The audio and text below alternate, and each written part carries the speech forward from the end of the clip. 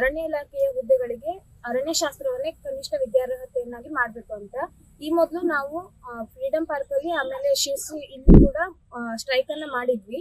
ಅವಾಗ ನಮ್ಮ ಅರಣ್ಯ ಸಚಿವರಾದ ಈಶ್ವರ್ ಖಂಡ್ರೆ ಅವರು ನಮಗೆ ಆಶ್ವಾಸನೆಯನ್ನು ಕೊಟ್ಟಿದ್ರು. ಆದ್ರೆ 2 ವರ್ಷ ಆಯ್ತು ಅದು ಯಾವುದೇ ಕಾರ್ಯರೂಪಕ್ಕೆ ಬಂದಿರುವುದಿಲ್ಲ.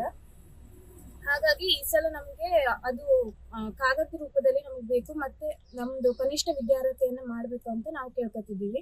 ಇಲ್ಲಿ ಬಂದಿರೋ ಪ್ರತಿಯೊಬ್ಬ ವಿದ್ಯಾರ್ಥಿನೂ CET-ಯಲ್ಲಿ 5,000ದಿಂದ 6,000 ರ್ಯಾಂಕಿಂಗ್ ಒಳಗಡೆನೆ ಬಂದಿರ್ತಾರೆ. ಮತ್ತು ಈ BSc ಫಾರೆಸ್ಟ್ರಿಯಲ್ಲಿ ವೈಲ್ಡ್ ಲೈಫ್ ಮ್ಯಾನೇಜ್ಮೆಂಟ್ ಆಗಿರ್ಬೋದು, ಫಾರೆಸ್ಟ್ ಮ್ಯಾನೇಜ್ಮೆಂಟ್ ಆಗಿರ್ಬೋದು, ಹಾಗೆ ಸಿಲ್ವಿಕಲ್ಚರ್ ಪ್ರಾಕ್ಟೀಸಸ್ ಆಗಿರ್ಬೋದು ಎಲ್ಲಾನು ಕಲ್ತಿರ್ತೀವಿ.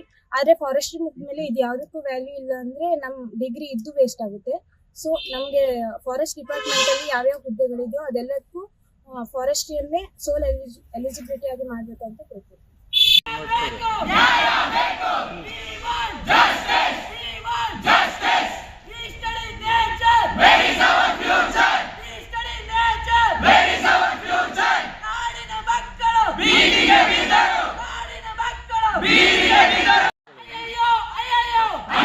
ನಾವು 2023ರಲ್ಲಿ college of forestry Sirsi, college of forestry Ponnampet ಮತ್ತು ಕಾಲೇಜ್ ಆಫ್ ಫಾರೆಸ್ಟ್ರಿ ಇರುವಕ್ಕಿ 3 ಕಾಲೇಜಲ್ಲೂ ಸುಮಾರು 700ಕ್ಕೂ ಹೆಚ್ಚು ವಿದ್ಯಾರ್ಥಿಗಳು ಪ್ರತಿಭಟನೆಯನ್ನ ಸ್ಟಾರ್ಟ್ ಮಾಡಿದ್ವಿ. ಏನಕ್ಕೋಸ್ಕರ ಅಂದ್ರೆ ನಮ್ದು ಫಾರೆಸ್ಟ್ ಡಿಪಾರ್ಟ್ಮೆಂಟ್ ಅಲ್ಲಿ ಏನು DYRF, RF ಮತ್ತು ACF ಹುದ್ದೆಗಳಿವೆ, ಆ ಹುದ್ದೆಗಳಿಗೆ ಫಾರೆಸ್ಟ್ರಿ ಗ್ರಾಜುಯೇಷನ್ ಕನಿಷ್ಠ ವಿದ್ಯಾರ್ಹತೆಯನ್ನಾಗಿ ಮಾಡ್ಬೇಕು ಅಂತ ಹೇಳ್ಬಿಟ್ಟು ನಾವು ಒಂದು ಪ್ರತಿಭಟನೆಯನ್ನ ಮಾಡಿದ್ವಿ.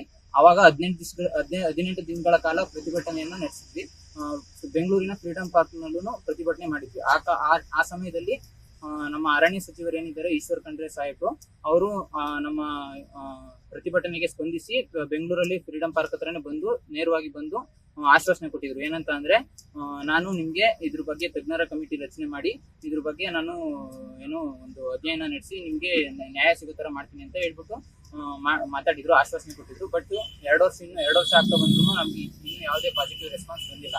ಅದಕ್ಕೋಸ್ಕರ ನಾವು ಇದೇ ತರ ಹೋದ್ರೆ ನಮ್ಮ ಜೀವನ ಡಿಗ್ರಿ ಮುಗಿಸ್ಕೊಂಡು ಏನು ಮಾಡಕ್ಕೆ ಆಗದೇ ಇಲ್ಲ. ಅದಕ್ಕೋಸ್ಕರ ನಾವು ನಮ್ಮ ಜೀವನ ಹಾಳು ಮಾಡ್ಕೋಬೇಕಾಗುತ್ತೆ. ಅದಕ್ಕೋಸ್ಕರ ನಾವು ಇವಾಗ ಮತ್ತೆ ಮುಷ್ಕರನ್ನ ಕೈಗೊಳ್ತಿದೀವಿ.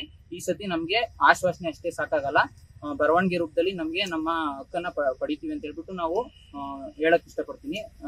ಮತ್ತೆ ಇವಾಗ ಈಶ್ವರ್ ಖಂಡ್ರೆ ಸಾಹೇಬ್ರಿಗೆ ಏನ್ ಹೇಳ್ತೀವಿ ಅಂದ್ರೆ, ಮತ್ತೆ ಇನ್ನೊಂದು ಇವಾಗ ಒಳಗಡೆ ನಾವು DYRF ಪೋಸ್ಟ್ ಏನಿದೆ ಅದಕ್ಕೆ ಮತ್ತೆ ಏನೋ ಪ್ರಮೋಷನ್ ಮಾಡ್ಬೇಕು ಅಂತ ಸತಿನೂ ಇತ್ತು, ಅದನ್ನ ಕೈ ಬಿಡ್ತೀವಿ ಅಂತ ಹೇಳಿದ್ರು. ಇವಾಗ್ಲೂ ಅದು ನಡೀತಿದೆ ಅಂತ ಹೇಳ್ಬಿಟ್ಟು ನಮಗೆ ಅನುಮಾನ ಇದೆ. ಅದ್ರ ಬಗ್ಗೆ ನಮ್ಗೆ ಯಾವುದೇ ಕ್ಲಾರಿಟಿ ಇಲ್ಲ. ಅದಕ್ಕೋಸ್ಕರ ಇದ್ರ ಬಗ್ಗೆ ನಮ್ಗೆ ಕ್ಲಾರಿಟಿ ಬೇಕು, ಮತ್ತೆ ನಮ್ದು ಫಾರೆಸ್ಟ್ರಿ ಡಿಗ್ರಿನೇ ನಮ್ಗೆ ಸೋಲ್ ಎಲಿಜಿಬಿಲಿಟಿ ಆಗಿ ಮಾಡ್ಕೊಡ್ಬೇಕು ಅಂತ ಹೇಳ್ಬಿಟ್ಟು ನಾವು ಈ ಹೋರಾಟದ ಮುಖಾಂತರ ಬೇಡಿಕೆ ಇರ್ತೀವಿ. ಈ ಅರಣ್ಯ ಸಚಿವರು 55% ಇದೆ, ಫಾರೆಸ್ಟ್ರಿ ಗ್ರಾಜುಯೇಟ್ಸ್ಗೆ ರಿಸರ್ವೇಶನ್ 55% ಇದೆ.